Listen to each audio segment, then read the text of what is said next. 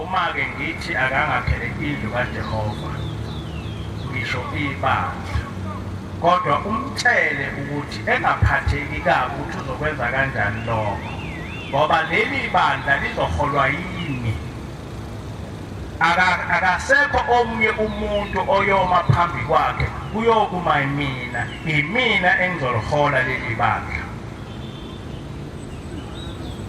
ngase ngiyabuza kule ngilosi ukuthi njengoba mina ngingasiyena owakwaShembe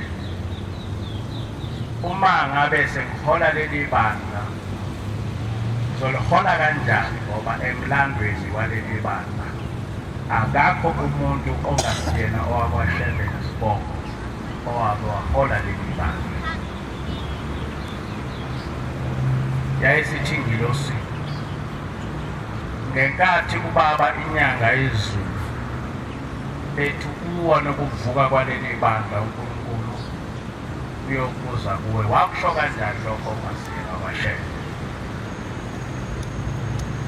yayisithi leli bandla akusilona elomndeni wakwaShembe leli bandla elikaNkulunkulu awukwazi ukuthi uma uthunywa uNkulunkulu bese wena ubona abakha abantu uzokwenza lokho okutshelwa uNkulunkulu kuyezwakala lokho ngakho-ke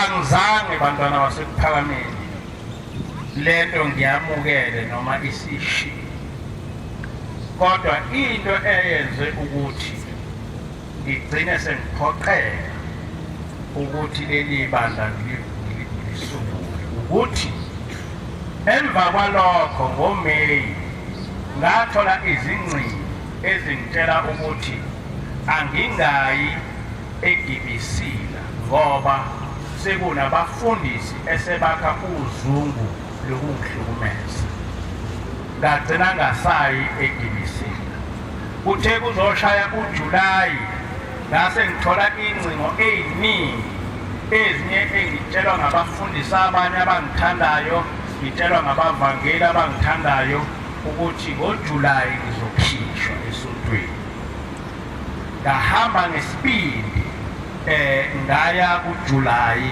kodwa sekukhona izinkulumo eziningi ezinokufakaza abanye ababesuke besemihlanganweni ukuthi kuthiwa kufanele ngikhishwe esontweni kuthe makwedlula uJulayi yabuya ingilosi sikwisinolaka yathi usiyayibona-ke lento eyisho baba ilanga ukuthi iqiniso uma-ke kunjalo uyazini ukuthi uma uke wakhishwa ungalaphile leli bandla ngeke thina sasondela eduze kwakho ngoba uzobe usungcolile ngaleyo ndlela-ke uzokhetha phakathi ukuthi wenze lento oyitshela ubaba ilanga noma ukhishwe esontweni uhambe uyophuza utshwala ileyo nto-ke eyangenza ukuthi ngiyithole sekufanele ngikhethe phakathi kokuthi ngikhishwe ngihambe ngiyophuza utshwala noma ngakhe ibandla likaNkulunkulu kodwa ngithukwe ngisonta njengoba ngithukiwe ngisonta kodwa bakhona ababonile ukuthi angifanele ukuthi ngithukwe beze esontweni kuba ngizange ngakwenza lokho ngabe ngihlele ekhaya manje ngoba kwase kunqunyiwe ukuthi ngizoxoshwa emva kuba laba abafundisi behlulekile ukuba bengikhiphe la yangitshela indlozi yathi uma sebekukhiphile awusenalo igunya lokuthi uyenze lento nathi futhi asisakwazi ukusondela kuwe uyohlalula ubani kukhona-ke imfihlo ekhona njengoba ngithena lokhu engikukhulumayo yilento kuthiwa i-background ne-mandate igunya lokuthi ukuze ngivule leli bandla leli isimo sibe kanje kodwa behind it ngemuva kwakhona hayi ukuthi ukubeka kwenzekanga lokhu leli bandla belingeke libe khona niyakuzwa hayi ukuthi bengeke libe khona kukhona inkinga engatshelwa yona ukuthi uma leli banda lingababikho ibanda lamaNazaretha lizophela. Uma leli banda lingababikho ibanda lamaNazaretha lizophela ngoba emva kwababa kuyoqhamuka oshembe abaningi. Labo oshembe kuyogcina bakhona oshembe abayohola ibanda lamaNazaretha bengazange bakholwa kwasekuzalweni kwabo ngaphandle kokuthi njena bobe beclaima ukuthi bangabakwashembe. Ngenkathi laba bantu behola ibanda bengakholiwe, uNkulunkulu uyosuka phakathi kwamaNazaretha bese kuba inganekwane ukuthi uNkulunkulu wako wabakhona ngaphakathi kwamaNazaretha, ngoba laba bantu abaningi bakwashembe abanendaba nenkolo yokuNazaretha kuphela. Into abayifunayo ukuthi beyibona beba ngamakhosi, beyibona bekhulekelwa njengoba noma yimuphi namuphi uvele eqhamuke esithi ngiyinkosi ngiyinkosi ngiyinkosi. Yathi-ke leyo nto-ke mase kuqhamuka labo oshembe abaningi-ke okugcina kungasaziwa ukuthi ushembe ngempela okuyena yimuphi. AmaNazaretha ayodideka, uma esedidekile AmaNazaretha bese siba yinhlekisa emhlabeni.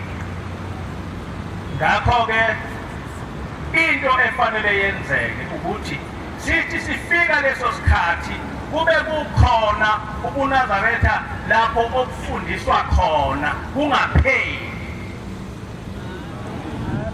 Ngenkathi kuqhamuka oshembe nalona ethi ngushembe nalona ethi ngushembe, abantu bangaphandle behleka, kodwa kube khona umthombo weqiniso, umthombo ozokwakha ubuNazaretha. Kuthi noma kuhlekwa ngaliyana kodwa kube khona umthombo lapho ubuNazaretha ongazuphela khona. And akakho umuntu wakwashembe oyokwazi kuyenza leyo nto, ngoba uma kuqhamuka noma yimuphi umuntu wakwashembe ethi ngithunywe uNkulunkulu, kuyoqhamuka omunye ethi ngithunywe uNkulunkulu, kugcina emhlabeni kungaziwa ukuthi ubani othunywe uNkulunkulu. And then kugcina yonke into yobuNazaretha iyinhlekisi njengoba njengamanje nje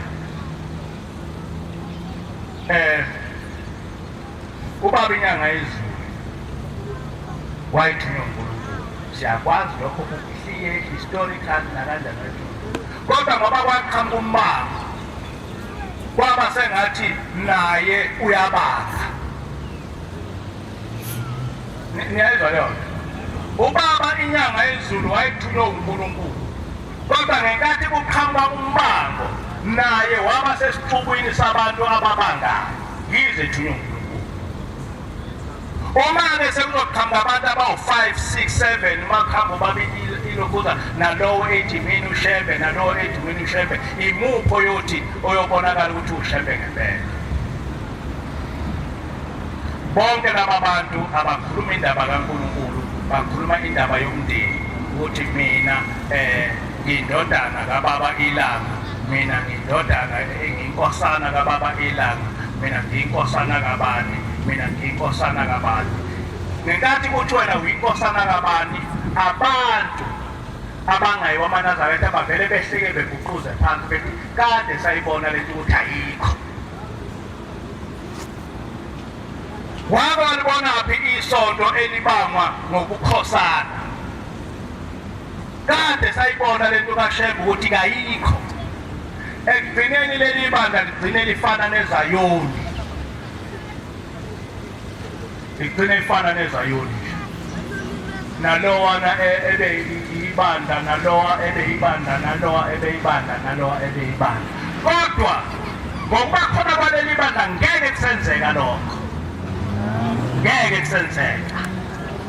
Ake uNkulunkulu mdala, uNkulunkulu mdala kade wayibona kudala le njengeli ingilosi. Yathi njengoba wathi ubaba ukuwe bandla lamaNazaretha uNkulunkulu uyokuza kuwe, wayeseyibona kudala into ezokwenzeka. And wayibona isolution yakho ukuthi isolution yalento nansi.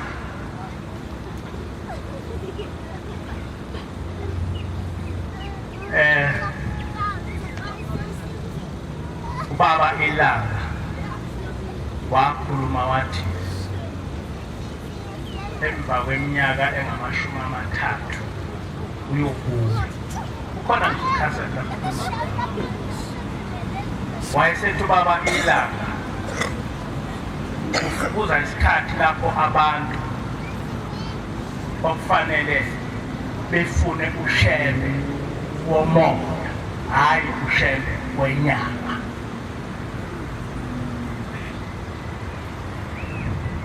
Njengoba siqala leli bandla sifundisiwe ukuthi ngenkathi kuneyixakaxaka abantu bengasazi ukuthi imuphi ushembe owushembe oqalongu okhonjwe uNkulunkulu, kodwa ushembe womoya ngeke ebe nombala. Ngeke ushembe womoya ebe nombala.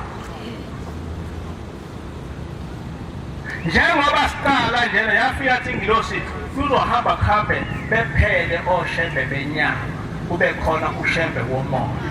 Ngathi mangibuza engilosini ukuthi ngoba-ke nithi kangiholele libandla nami sengizoba inkosi.